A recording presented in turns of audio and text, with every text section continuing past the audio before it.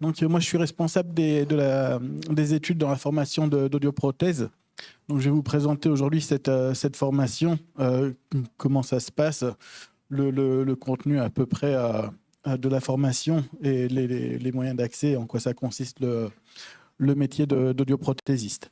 Donc, dans la formation à Lyon, on est 3 à la direction. Donc, David Collin qui est responsable de la formation, et Pierre-Antoine Cussis et moi qui sommes responsables des études. Et il y a aussi Véronique Vidalon qui est la secrétaire qui s'occupe de la scolarité. Donc si jamais vous avez des questions ou quoi, je vous laisse les coordonnées que je vous remettrai en fin de présentation ici, mail et téléphone, s'il y a besoin de questions. Donc la formation d'audioprothésiste, donc on peut y accéder par Parcoursup, donc ce sera le parcours classique. Savoir que là, depuis quelques années, on a à peu près 52 nouvelles places par an accessibles par Parcoursup. Donc pour ça, on va regarder le dossier scolaire, donc les notes de première et de terminale, éventuellement le parcours dans le supérieur. On va regarder aussi la fiche à venir qui a été remplie par le conseil de classe, les activités et centres d'intérêt et l'aide de motivation. Donc là-dedans, il y a une grosse section à remplir. Je vous invite aussi à le faire proprement et à vous investir là-dedans parce que, on va regarder non seulement les notes, on va dire ce qu'on va privilégier. Je pense que ce sera quand même, on n'a pas forcément notion, mais il y a quand même un gros pôle scientifique en audioprothèse. Donc, au niveau des matières qu'il faudra privilégier pour accéder en audioprothèse, ce sera plutôt mathématiques expert. Physique et biologie, mais en tout cas, il y aura des grosses notions de mathématiques et d'autres notions qui sont vues en maths expert. Donc, c'est pour ça que c'est important d'avoir quand même un bon niveau en maths pour accéder à audioprothèse. Après, ce que je vous disais, tout ce qui va être activité centre d'intérêt.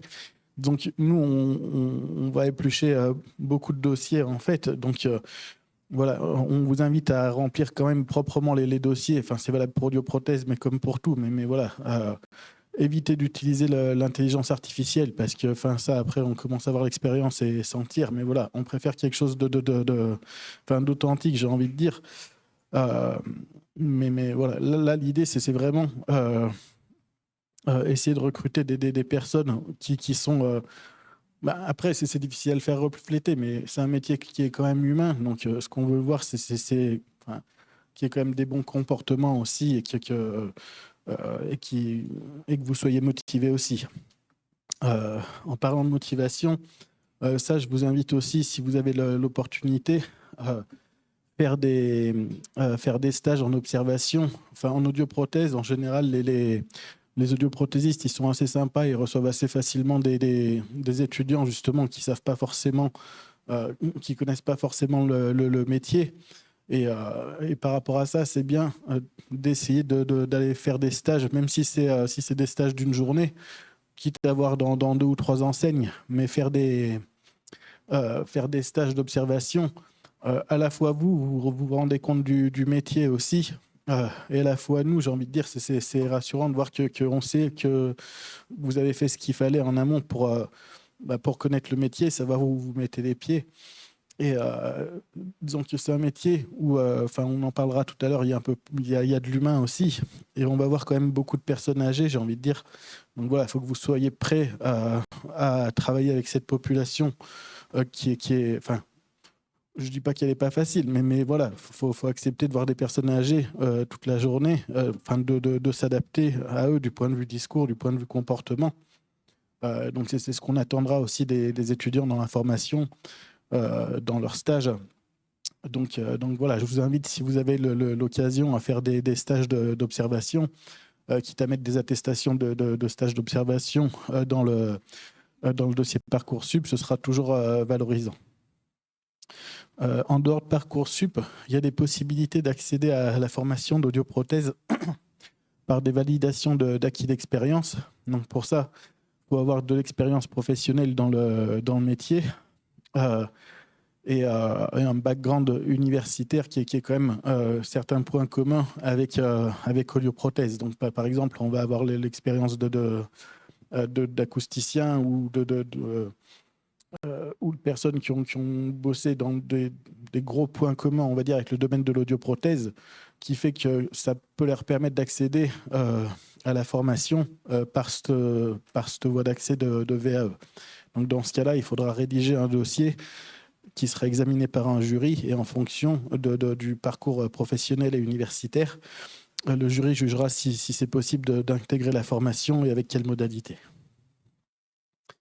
Donc, au niveau du parcours, on va avoir 50 à 60 étudiants par promotion en première année. Donc, ça va se répartir sur 3 ans, à chaque fois découpé en 2 semestres. En général, donc, la première année, ce sera un premier semestre de cours théoriques de fin août pour la rentrée jusqu'à mi-décembre. Et ensuite, on va avoir le deuxième semestre qui sera des stages. Il y a en général 16 semaines de stages par an. Pour la première année, on aura 10 semaines, donc au deuxième semestre, il y aura 10 semaines de stage en hôpital. Ce sera plus pour apprendre tous les tests auditifs, comment les réaliser, vraiment les tests qui vont servir au quotidien de l'audioprothésiste.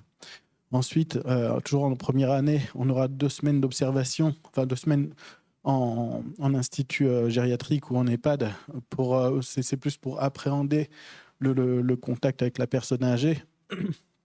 Et ensuite, il y aura 1 mois de stage en audioprothèse. Ce sera plus de l'observation. Vous pouvez commencer à toucher un petit peu si le maître de stage, ça se passe bien. Mais voilà, ce sera plus de l'observation que rentrer dans le dur du métier. Tant qu'on est sur les stages, donc à l'école de Lyon, les stages, on va vous fournir une liste de stages qui vont être répartis sur toute la France. Le choix des stages, ça va se faire au classement. Donc, par exemple, les choix des stages de deuxième année, ça se fera en fonction des résultats du classement de première année. Les choix des stages de première année, ce sera en fonction de classement Parcoursup. Mais par rapport à ça, vu qu'on a des stages dans toute la France, faut être prêt aussi à pouvoir bouger. C'est pas parce que vous serez à l'école à Lyon que vous serez en stage à Lyon. Par exemple, les stages en CHU, on ne va pas avoir 60 places de stage en CHU sur Lyon.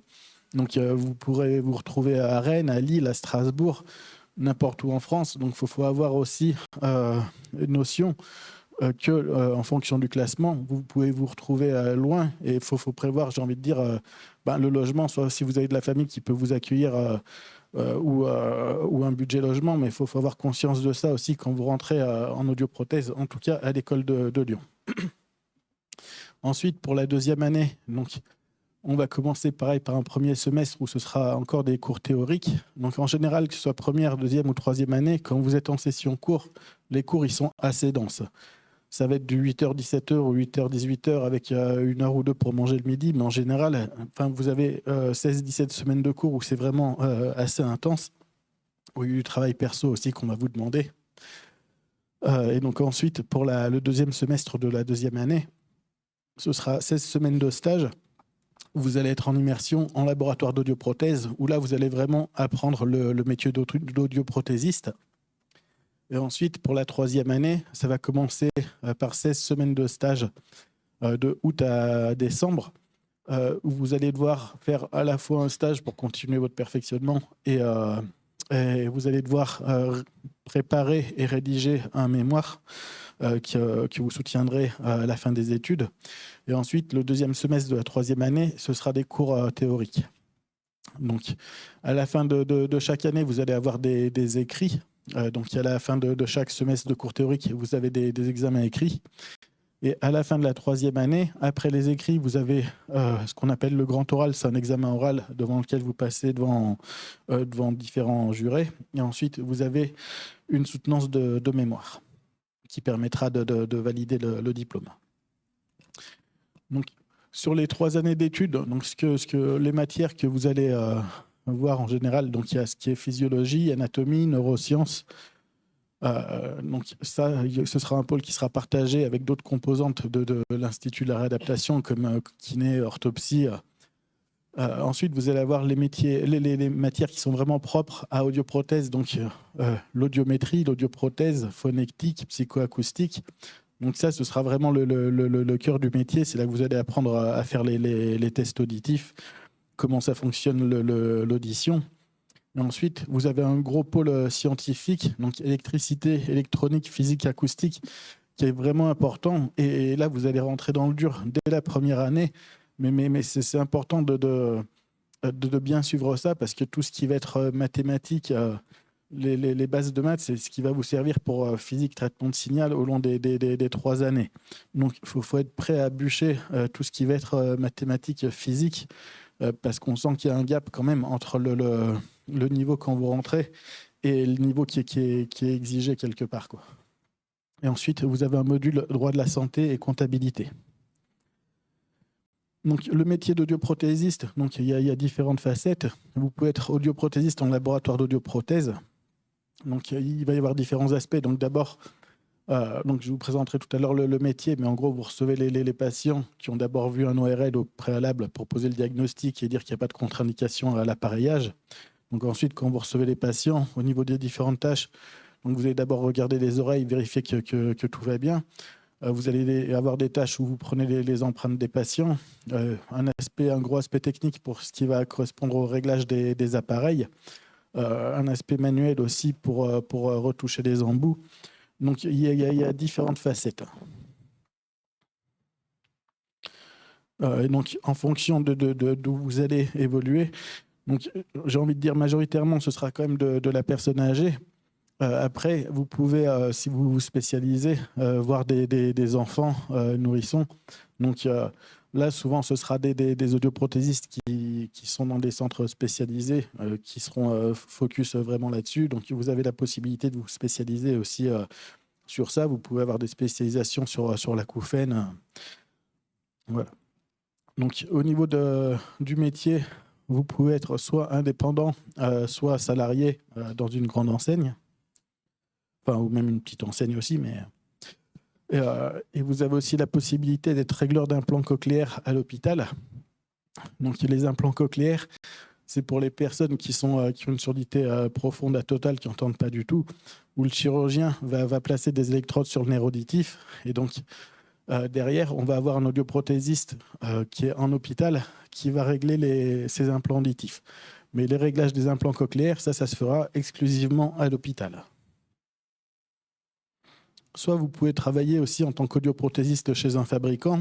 Donc en gros, vous êtes chez un fabricant de prothèses et vous allez travailler au support audiologie. Au support audiologie, pour dépanner quand il y a des problèmes. Les audioprothésistes vous téléphonent et vous êtes là pour les dépanner ou leur expliquer le fonctionnement des appareils plus en détail. Au niveau des poursuites d'études, donc vous avez la possibilité du double diplôme. Donc il y a un partenariat avec Polytech Lyon qui vous permet d'avoir en parallèle, de suivre en parallèle le diplôme d'audioprothèse et le diplôme d'ingénieur biomédical à Polytech à Lyon 1. Donc en gros, pour ce cursus-là, vous allez commencer par première année d'audioprothèse, deuxième année d'audioprothèse. Ensuite, la troisième année, vous allez la faire à Polytech. Ensuite, vous allez avoir une année commune entre la troisième année d'audioprothèse et une année à Polytech où vous faites un mémoire commun sur les 2 années. Et ensuite, vous terminez avec une année à Polytech. Et donc, à la sortie, vous avez le diplôme d'état d'audioprothèse et le diplôme d'ingénieur. Vous avez aussi la possibilité de poursuivre en master, donc soit à Lyon, soit à Montpellier. Et ensuite, enchaîner sur un doctorat, soit en neurosciences, soit en ingénierie biomédicale. Donc, au niveau des activités d'un audioprothésiste, donc, d'après le décret de 2001 qui régit la profession, donc, ça dit que l'audioprothésiste est un professionnel qui procède à l'appareillage des déficients de l'ouïe. Cet appareillage comprend le choix, l'adaptation, la délivrance, le contrôle d'efficacité immédiat et permanent de la prothèse auditive et l'éducation prothétique du déficient de l'ouïe. Donc, au niveau des activités d'un audioprothésiste, donc, l'audioprothésiste, il va procéder sur prescription médicale à l'appareillage des malentendants. Et donc, c'est une profession d'auxiliaire de santé. Donc, on verra qu'il y a différents aspects. Il y a un aspect soin, il y a aussi un aspect commercial. mais majoritairement, on restera dans le soin. Donc, en général, le patient, quand il va venir en laboratoire, donc, il aura au préalable vu un ORL.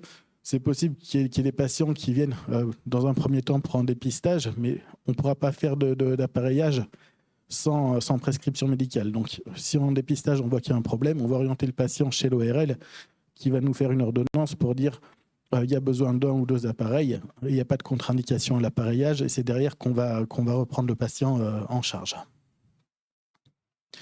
Donc, il va y avoir différentes facettes pour le métier. Donc, il y a le savoir, savoir-faire et savoir-être. Ça va être vraiment les trois aspects à avoir. Donc, c'est un métier paramédical, donc il y a un côté prise en charge du patient, donc il y a un côté soin et un côté contact avec la personne âgée où il faut s'adapter aussi à la personne. Souvent, les patients, quand ils vont venir en laboratoire, j'ai envie de dire, ils ne vont pas forcément venir de gaieté de cœur. Déjà, ils vont souvent devoir faire un gros travail pour faire le deuil quelque part de leur audition, parce que souvent, ils vont se dire que de mettre des appareils auditifs, ça fait un côté vieux, et donc il y en a qui vont mettre du temps à franchir le palier du labo, quoi. Donc c'est pour ça qu'il faut aussi essayer de dédramatiser l'appareillage auditif et leur faire comprendre que c'est pour leur bien, et souvent de commencer des essais avec des appareils. La personne, elle va se rendre compte qu'elle reprend du social, qu'elle va recommencer à discuter, à reprendre des contacts avec des amis, parce que souvent, c'est des personnes qui vont s'isoler si elles attendent trop. Donc voilà, il ne faut pas voir l'appareil auditif comme quelque chose de stigmatisant, mais c'est quelque chose qui va leur redonner le goût à la communication et au contact aux autres. Au niveau de la technique, donc, il y a un gros côté technique aussi dans le métier, où on va avoir besoin d'un réglage, de régler, voire régulièrement les patients. Donc, on a marqué contrôle du couple patient-appareil. Donc, le patient, quand il va venir en laboratoire, souvent, donc, on va le voir au début pour faire un bilan.